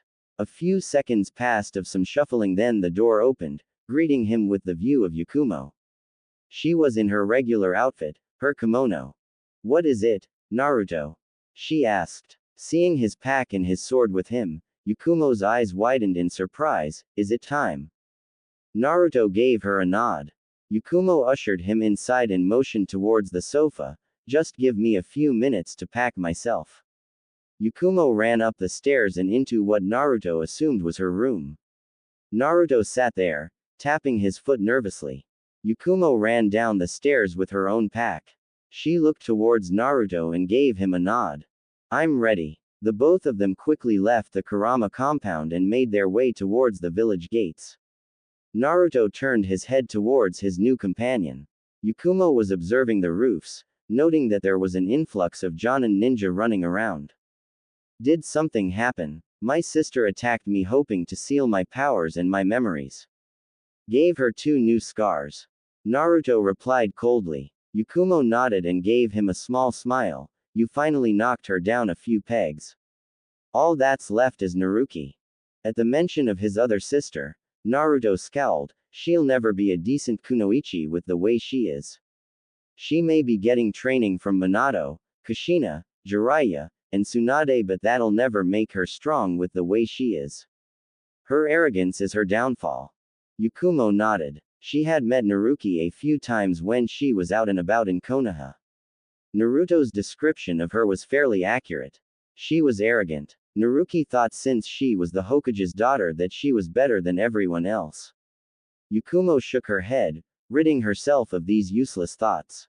How far is it to the land of hot water? She asked. Naruto stayed silent for a few seconds before replying, about a week give or take with very few rests. We're gonna have to buy winter gear for the land of frost when we're there, Yakumo added. Naruto groaned. He always hated the cold ever since he was born. Yakumo chuckled at his reaction. Finally arriving in front of the huge gate of Konoha, there was more guards than usual. Stop! One of the Chunin yelled. Naruto held up his hands in surrender. Why are you leave? The Chunin quickly stopped talking, finally noticing who he was addressing. The man bowed his head. Naruto-sama. Naruto bowed his head in response. My friend here and myself are going out to train. The Chunin nodded slowly. Why not use one of the training grounds? One of the other Chunin asked. Naruto shrugged in shoulders. Deception is always a shinobi's strength. I don't want to show people what I can do. Several of the guards nodded in understanding. One of the Chunin recorded his name and Yakumo's name into a book before the guards smiled at him. Alright Namikaze-sama, you're good to go. I hope you show us what you can do soon. One of them said enthusiastically. Naruto gave him a fake smile and nodded. He waved at them and continued on. That was easy, Yakumo said with a smile. Naruto snickered. Being the Hokage's son has its perks no matter how much I hate being that, he replied. Yakumo nodded. 6 hours later, Naruto and Yakumo had set up camp after 6 hours of traveling. Yakumo was asleep in her own tent while Naruto tended to the fire while keeping watch. No doubt Minato is going to send people after me. He can't let his only son leave, not after what I did to Mito, Naruto thought. I wonder how she's going to explain the seals. A scream broke Naruto out of his thoughts. Naruto immediately got up and ran towards the scream. Naruto ran for a full minute before finally arriving at a horrid sight. 6 people lay on the floor with bleeding wounds along with the dead bodies of what Naruto assumed was bandits, while a woman was on the floor leaning up against a tree. Her upper robes were ripped to shreds. 2 men stood at her sides while another was crouched in front of the woman, groping her exposed. The woman cried while the 2 men cheered on their comrade in violating the woman. Naruto flew into a rage. He immediately sent 2 kunai with such force that they pierced through the heads of the 2 men, leaving a kunai-sized hole through them. The man groping the woman's fell back in shock. The woman quickly covered up her with her right arm. The man crawled back in fear of Naruto while he walked calmly towards the down man. Please, don't hurt me, the man stuttered. Naruto sneered at the scared man. Did you give that opportunity to the woman? Naruto asked, pointing at the woman. The man paled. Naruto crouched in front of the man and frowned. Naruto looked behind him and eyed the woman. The woman returned his gaze. Close your eyes, stranger-san, Naruto said in a cold voice. The woman quickly nodded and followed his orders. She heard loud screams for a minute before the area around her grew silent. She heard footsteps approaching her until they stopped right in front of her. Stanger-san, Naruto called out. The woman slowly opened her eyes. She saw Naruto offering up his cloak. To cover yourself up, he said, looking away. The woman nodded, taking the cloak. She fastened it around her, covering her exposed chest. The woman pointed at Naruto's eyes. Naruto looked confused. What? He asked. The woman again pointed. Your eyes, they're red. Naruto's eyes widened. He quickly took out a kunai and held it up to his eyes. Red eyes with a single tomo met his stare. The Sharingan. But how? I'm not an Uchiha. Daichi. Naruto was broken out of his thoughts by the shoot of the girl. The woman got up and ran towards one of the bodies and fell in front of it. She held out her hands over the man's chest, her hands glowing green. Naruto followed her, knelt opposite of her. I take it you know him? Naruto asked. The woman nodded with tears in her eyes. He's my brother. Naruto nodded. What's your name? He asked. The woman focused on her brother before finally answering. Yakiru Azane, and yourself? Naruto. He replied. The Azane nodded. They stayed quiet for a few seconds before Naruto's eyes widened in realization. Yakiru, as in the Yakiru clan of Kumo. The Azane froze at Naruto's question. Yo, you're not gonna hurt me, are you? She stuttered in fear. Naruto shook his head. I did save you from those bandits, didn't I? You have nothing to fear from me. He replied with a small smile. The woman let out the breath she was holding. I assume this is Daichi, your brother, he stated. Azane nodded. Azane let out more tears. His wounds, they're too great. I can't heal him. Naruto looked at the fallen man, then back to Azane. He placed his hand on her shoulder and channeled Kurama's chakra into the crying girl. Azane's healing jutsu turned a red-orange from green. Azane's eyes widened before a huge smile grew on her face. He's healing. Azane said in joy. Naruto nodded and smiled at her joy. He withdrew his hand and went back to his position. Once he's sufficiently healed, we can make way back to my camp. I can take you there.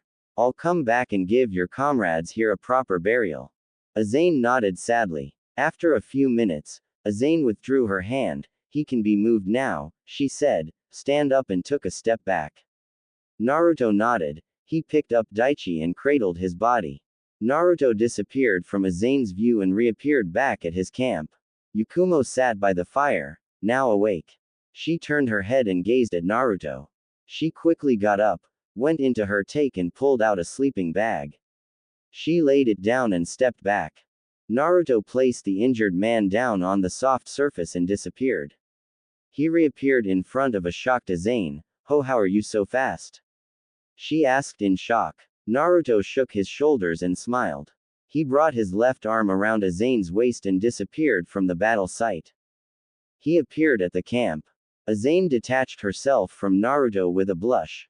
Her eyes found her brother, the blush immediately disappearing. She made her way to her brother and kneeled beside him, grabbing his hand. Yakumo eyed the two new people to their camp. She pulled Naruto aside. "Who are they?" she asked. Naruto's expression turned grim. Apparently a fight took place. Everyone was either dead or injured except for her, he replied, motioning towards Azane. "They were violating her when I got there." Yakumo scowled. "They're dead, yes." Naruto nodded in response. "Good morning." Naruto slept the rest of the night while Yakumo took watch. He left his tent and was met by the morning sun. Naruto spied Azane and her awakened brother, Daichi, by the fire. "You're finally awake, Daichi-san." The man turned his head and gave Naruto a small, "I am. My sister says I have you to thank for healing me and saving her from a situation," he said, trailing off grimly. Naruto gave him a nod. He sat down opposite the siblings and drank from his water pouch. "So, you're both part of the Yakiru clan?" Daichi and Azane both nodded. "Our mother, Hana, as the clan head," Azane replied. Daichi nodded, confirming her sister's statement. "He sent me and some of our members to guard my sister. She was meant to travel to Konoha to see Senju Tsunade for healing lessons." Naruto's eyes darkened before they went back to normal. Daichi looked away sadly. "What happened to the other clan members? Are they?" Naruto nodded, confirming his question. Daichi frowned. "I see. I gave them a proper burial. If your clan wishes to reclaim the bodies, I can give them the coordinates." Both the siblings nodded sadly. Daichi looked at him, offering his hand. "Thank you for showing our members respect, and thank you for healing me and saving my sister." Naruto looked at the man before shaking Daichi's hand. "No need for thanks, Daichi-san." "Where are you and Yakumo-chan heading?" Azane asked curiously. Naruto smiled. "To Kumo," he replied. Azane looked at Naruto with hopeful eyes. "You've already helped us enough, but may we travel with you? We need to get back to our clan to inform our mother." Naruto nodded. "I was going to offer to escort the both of you there," he stated. Both Yakiru siblings nodded before smiling. Naruto eyed Daichi. "Are you well enough to travel?" Daichi nodded. "All my wounds are sore, but I'm good for travel." Naruto got up and walked towards his tent. "Good. Yakumo and I will pack up, then we leave to Kumo. Land of Fire. Konoha. Hospital." Mito laid on the hospital bed, glaring at the outside world. Several bandages covered the middle portion of her face while several bandages covered her right hand. She lifted her right hand and glared at it. "I will get you, Naruto Tem. I'll do to you what you did to me 100-fold. The door to her hospital room opened and in walked Minato, Kushina, Naruki, Tsunade, and Jiraiya. All of them looked at the red-head with concern. Tsunade walked up next to her bed and read her chart. "Your wounds have been taken care of.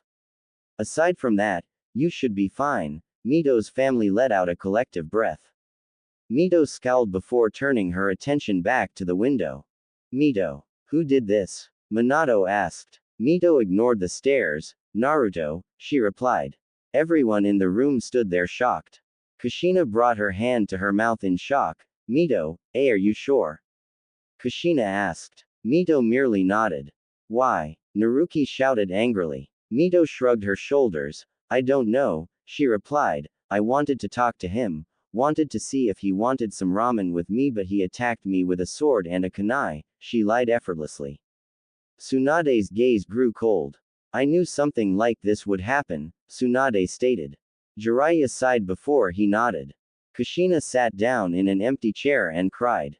Minato took a step back in shock. Jiraiya looked at his sensei with a serious stare. "You know what you need to do, Minato." Kushina looked at the both of them confused. What do you mean?" she asked, wanting an answer. Minato eyed his wife with sad eyes. "He needs to go in the bingo book," Minato replied. Kushina's eyes widened in shock. "What? Yo, you can't be serious. He's only a child. Who attacked your daughter unprovoked?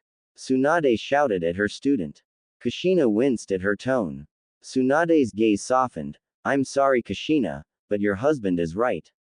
He needs to put out a bounty to bring Naruto back to answer for his crimes. Mito continued to stare out the window, not caring at what her family and her two teachers were talking about. She was already thinking of plans for her revenge against her brother. Naruki stood off to the side, her expression one of shock and anger. I'll kill him for attacking Nei-chan. She shouted, her fists clenched in anger. Both Kushina and Minato stared at their daughter in sadness. We'll get him back, Naruki. He'll answer for what he's done, Minato said. Naruki nodded furiously. We'll let you heal, Mito. Call if you need anything, Tsunade said in a soft, caring tone. She motioned for everyone to get out of the room, to which they did, not wanting to anger the slug princess. Mito laid there silently while the room became devoid of any sound. Mito clenched her fists in anger. I will kill you, she stated to no one. Her eyes turned from an amethyst color to slitted red. A low dark chuckle resonated within Mito's mind. Konoha. Forest of Death. 1 hour later. Anko sat silently. She had heard from the Hokage that Naruto attacked his sister, injuring her and left the village. She couldn't believe it. She knew that Naruto hated his sister, but she didn't believe that he would attack her. She shook her head furiously. No, he would need a reason. She thought. She got up, a determined look in her eye. She closed her eyes and shunshined as the leaves twirled around her. She opened them and arrived in front of the Namikaze compound. She summoned a snake from within her robe. Find anything suspicious belong to Mito Uzumaki Namikaze. Search her room first. The snake nodded at her master request. The snake dug underground and appeared at the other side of the gate. The snake slithered its way into the house, up the stairs, and into Mito's room. A large scroll laid on the floor, open to the world. The snake eyed the scroll and sent a mental command back to her master. I have a SSS scroll, mistress. What is it? I do not know. I will dispel myself SSSSO. You can SSSC. The snake dispelled in a puff of smoke. The image of the seal engraved itself into her mind. She took out a piece of paper and quickly copied down what the image. She eyed the seal in her hand and frowned. How the hell did Naruto find this shit interesting? Anko shrugged her shoulders and made her way to the Hokage tower. The only good seal masters that Konoha had were the Hokage and Jiraiya of the Sannin. Finally arriving at the Hokage tower, she entered and made her way to the second floor where the Hokage's office was located. The receptionist eyed her in disgust. She knew the reputation of the purple-haired one. Anko, catching this glare, summoned a snake from her trench coat. It hissed at the woman. The receptionist quickly paled at the snake. What can I do for you, and Anko? The woman stuttered out in fear. Anko gave her a slithery smile in return. I need to see the Hokage, she replied. The receptionist quickly shook her head. Anko tilted her head and summoned the snake again. The woman again went white as a sheet. The Hokage will scun now. Anko gave the woman a huge smile and thanked her. She entered the office and was met by the two people that she actually needed to see. She quickly thanked Kami for giving her some luck and approached both of the men. What can we do for you, Anko-san? Minato asked with a smile. Anko reached into her pocket and brought out her crude drawing of the seal her snake saw. I have this seal here, I was wondering if you knew what it did. Minato nodded and took the piece of paper. He eyed it and frowned at the crudeness but could still make out what the seal did. It seems this is a memory and power seal. It would seal the power on whoever it was applied to and seal the certain memories. Where did you find it? Anko waved her hand dismissively. Out and about on a mission, she replied, taking the paper from the Hokage's hand. Thank you, she said with a small bow. No problem, Anko. Anko gave the man a fake smile to hide the sheer anger that was bubbling inside of her. She shunshined out of the office and appeared in front of the hospital. That bitch. Did she seriously think she could do that to Naruto? She entered and quickly made her way to the receptionist desk. The nurse lifted her hand and gave Anko a smile. What can I do for you, miss? Can you tell me the room number for Mito Uzumaki Namikaze? Anko asked. The nurse gave the purple-haired woman a frown. I'm sorry but I can't, she replied. Anko scowled but quickly replaced it with a sweet smile. I need her room number. I have some of the school work that she's missed for the last couple of days. Hokage-sama along with her teacher have tasked me to bring it to her. The nurse replaced her frown with a smile. Ah. I see. Give me a moment here. Ah, here it is. Her room number is 243. Anko gave the nurse a smile and nodded. She quickly made her way to the room. She climbed the stairs and walked quickly towards room 243. She stood in front of the door and opened it. She closed it, filling the quiet room with a slam. Mito turned her head in confusion at the woman. Anko glared at the red head with such hate in her eyes. Mito seeing this frowned. What do you want? Mito asked, her tone one of annoyance. Anko continued to glare at her. Naruto, Anko called out. Mito's face immediately turned into a scowl. I know what you did. Land of hot water. Saito-sama. Kasumi bowed her head. Saito nodded at the woman. Kasumi lifted her head. My spies have reported that Naruto has left the village. He attacked his sister. Mito. Saito narrowed his eyes. What? Why? It seems the girl wanted to seal the memories in his power. Something of not drawing attention to himself. Saito frowned, but it quickly disappeared. No matter. We will adjust our plan accordingly. Him leaving the village is advantageous to us. It will be easier to get him to us. Kasumi nodded in agreement. Where is the boy heading? On the path he is taking at the moment, hot water country. Saito smiled at that piece of information. Good. You will introduce yourself to him there, he ordered. Kasumi nodded and bowed. Yes, Saito-sama. I will leave at once. Land of Fire. Border of Land of Fire and Land of Hot Water 4 days later. Naruto, Yakumo, Azane, and Daicho all traveled together. They made good headway and were already at the border of the Land of Hot Water and Land of Fire. Daichi was healing well from the wounds he sustained and Azane was healing well mentally. Naruto had told them of his story and why he had left the village of his birth.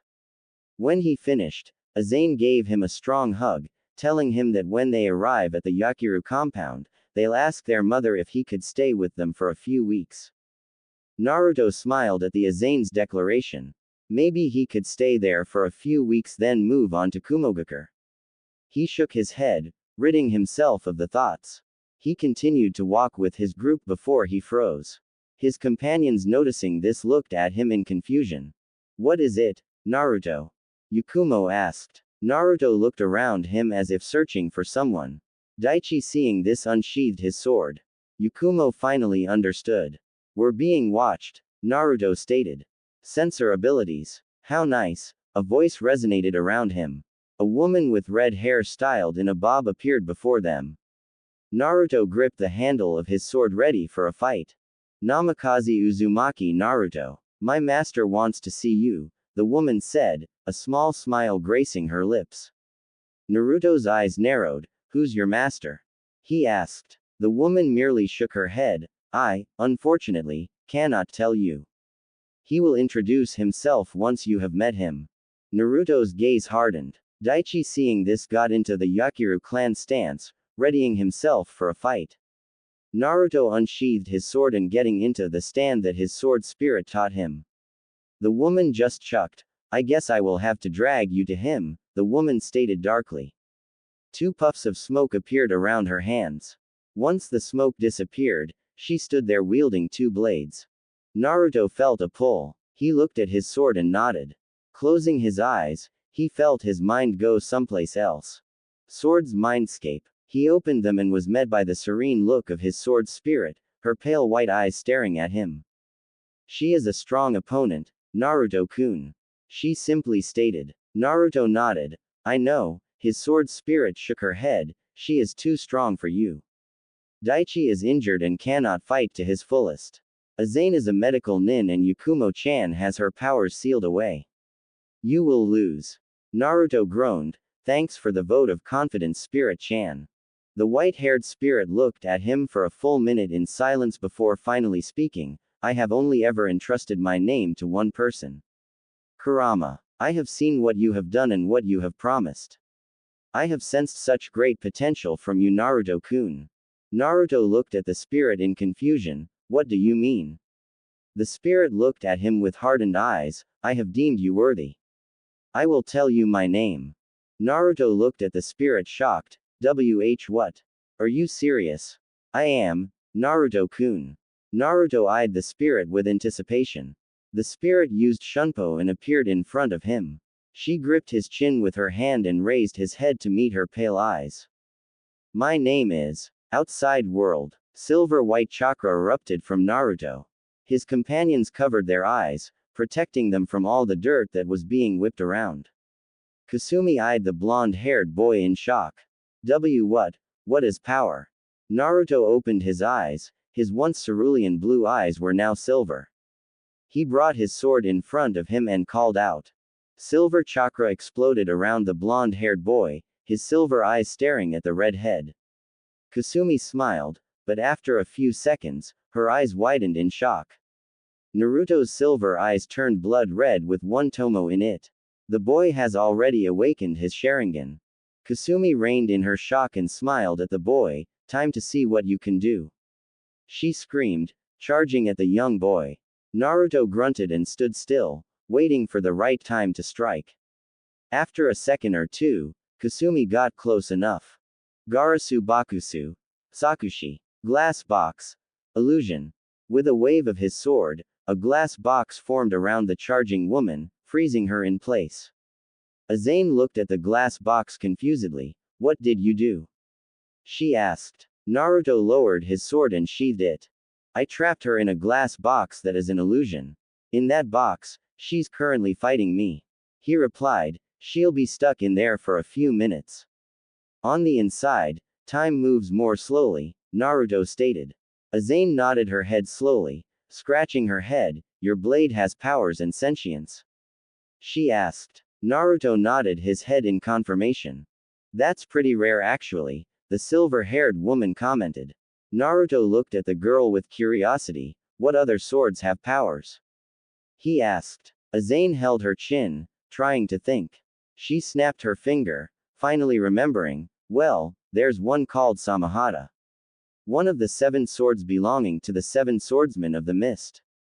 Naruto looked at the silver-haired girl with curiosity. Another sentient sword. I wonder who wields it. He thought to himself. The glass box suddenly shattered. Glass shards hit the floor before disappearing. Kasumi stood there, out of breath. Several cuts lined her body. Kasumi looked at Naruto with a sneer. So, it was all an illusion, Naruto nodded. Kasumi asked before she charged at the boy. Naruto was about to unsheath Kagaya until a hand gripped Kasumi's sword. Kasumi stood there shocked. She turned her head and paled. Saito stood there in a black robe, his eyes opened and glaring at the woman. I said to bring the boy, not to fight. Kasumi nodded furiously. She stepped back and sheathed her sword. I apologize, Saito-sama, Kasumi responded, bowing her head. Saito turned his gaze to Naruto and smiled. I apologize on behalf of Kasumi, the man said. Naruto gave a slow nod. I mean you no harm Namikaze Uzumaki Naruto, Saito said, bowing his head. Naruto narrowed his eyes in suspicion. Then why did this Kasumi attack me? Kasumi looked away guiltily. I wanted to test your abilities. I wanted to see why Saito-sama found you interesting, she explained. Saito narrowed his eyes at Kasumi, making the woman flinch at the stare. I did not order her to attack you. I ordered her to take you to meet me. I suspected she might attack you, but I chose to believe in her. It seems I was wrong. Kasumi again flinched at the disappointed tone of the old man. Saito stared at the blonde-haired boy, taking in his features. He has Kushina's face but Minato's blonde hair, the old man thought. Saito motioned with his arm at Naruto. Come. I have an underground cave network where I reside. There I will reveal to you who I am and why I hold such a high interest in you. Naruto nodded slowly. Yukumo looked at Naruto with shock. Are we really gonna follow this stranger? She asked, worried. Naruto gave the girl a nod. I want to know why he's interested in me and only he can answer that question, he answered. Yukumo gave a hesitant nod to Naruto. Okay, I trust you. I know, was Naruto's response. Saito gave Naruto a rare smile. Come. This is the way to my cave, the old man said, walking away from the group. Naruto's group followed the man while Kasumi stayed behind the group. So, his sword is illusion-based. Or did he use genjutsu and used his sword to disguise it? The red-haired woman thought, is this why Saito-sama finds him interesting? Kasumi clenched her fists in anger. Am I not enough? Saito noticing this gave the woman a look. Kasumi visibly calmed herself down, giving a nod to the old man. Land of hot water, Saito's cave. The old man sat on a wooden chair with Kasumi to his right and Naruto's group in front of him. Naruto looked at the man with yet another look of suspicion. Saito audibly laughed at the look, clearly amused. I have done nothing to harm you, Naruto. Aside from your little scuffle with Kasumi which I did not order. I am naturally suspicious of anyone I do not know. The old man looked at Naruto seriously and sighed. What I am about to tell you is not publicly known. It was, but not anymore, Saito stated. This got Naruto intrigued by the identity of the man. Saito stood up from his chair and looked at the blonde, his eyes opened. I am Uzumaki Saito, the old man revealed. Naruto's eyes widened in shock, so did his entire group. I was once the unofficial Uzukage of Uzushiogakure, Saito stated. Naruto's eyes widened even more in shock. Saito turned his head towards the woman, only for the woman to give Saito a nod. Kasumi identity, Uzumaki Kasumi. As you have probably guessed, we are survivors of the destruction of Uzushio, Saito said calmly. Naruto slowly nodded in shock. The blonde-haired boy turned towards Kasumi and asked, so, you're an Uzumaki huh? Indeed. I was rescued by Saito-sama during the destruction of Uzushio. I have stuck by his side ever since. Saito nodded at Kasumi's statement. Naruto had a newfound respect for the old man. Saito walked towards Naruto and stood directly in front of the blonde, Naruto. Revealing myself to you isn't the only thing I need to reveal, the old man said. Naruto tilted his head in confusion, wondering what else he could possibly reveal. I am your grandfather, Naruto. Land of Fire, Valley of the End. A red-haired man stood off in the distance, looking at the waterfall in the area created by the fight of Uchiha Madara and Senju Hashirama. The man gave out a sigh and sat down on Hashirama's head. The battle must have been a great one to create such an area, even to be memorialized by two statues. The man was interrupted by the sudden of a woman clad in black, along with an eye patch covering her right eye. Her e-cup were packed tightly in the woman's black kimono. Shunsui-sama, the woman said respectfully. Shunsui stood from his seated position and gave the black-clad woman a nod. Report, Kyokutsu, the woman nodded and relaxed her posture. The boy is with Saito-sama from what my spies have told me. So, the old man finally got the kid. It would seem so. He has Yakiru clan members in tow. Shunsui looked at the purple-haired woman with surprise. Really? Interesting, he commented curiously. Kyokutsu nodded at Shunsui before continuing. They are also the children of Yakiru Unohana, Kyokutsu stated. Shunsui again stood there shocked. The Yakiru clan was one of the most powerful clans in Kumo. He didn't know why the clan heirs would be traveling with the kid. Truly interesting, and the mask? Kyokutsu sneered before answering, it seems he's still hiding. I would assume he hasn't shown himself due to not knowing that Saito finally met the boy. Shunsui nodded and scratched his chin. He needs to train if he wants to defend himself against the mask. Kyokutsu nodded at the response. And Konoha. The purple-haired woman sighed. Naruto's escape this early was because of the involvement of his sister, Mito. She warranted a crude scar across her face and on her hand from Naruto. We currently do not know why. Shunsui nodded. Hokage. It has placed the boy in the bingo book. Although not being a shinobi, the weak man was convinced by his sensei, Jiraiya, to graduate Naruto in absentia, allowing Naruto to be placed in the bingo book, she replied. Shunsui sneered at that. Seems he is indeed a weak man. Kyokutsu furiously nodded at the statement. Black and white. He has not been seen since Konoha. We currently do not know where he is. One would gamble on him being with the mask. Shunsui nodded. Iwa, he asked. Shunsui was interested in the country along with Kiri and Kumo due to the destruction of Uzushiogakure. Kyokutsu gave the man a bored look. They're docile. They've learned since the Third War that they weren't what they once were, she replied in boredom. Kumo, he again asked the woman, same with Iwa. They have been relatively at peace. Although they were having a few skirmishes with cloak-clad men. Kiri is the most interesting. It's currently in a civil war. They have finally had enough of the bloodline purges and have decided to rise up. The rebels are currently led by Mei Terumi, a quite beautiful young woman who wants to overthrow Yagura. Shunsui snickered, of course would throw in, beautiful, the man said laughing. Kyokutsu gave the man an annoyed look, of course, I can't resist a beautiful woman, Shunsui, the woman stated changing her annoyed look with a smile. Shunsui laughed for a few seconds before his face grew serious. New orders. Travel to Kumo and investigate these, cloak-clad, men.